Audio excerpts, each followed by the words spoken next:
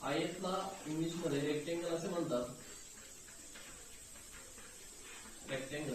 पहा, आयताची परिमिती काढण्याचे सूत्र. आयताची परिमिती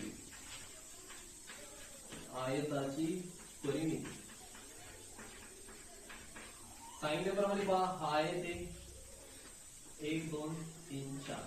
आयताची परिमिती म्हणजे 2 कंसात लांबी अधिक रुंदी. आयताच्या परिमिती काढण्याचे काय तर सूत्र आहे. त्यानंतर आयताचे क्षेत्रफळ.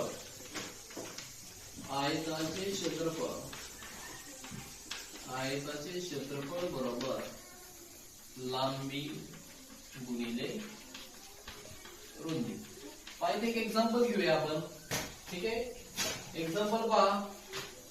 एका आयताची लांबी घेऊया. लांबी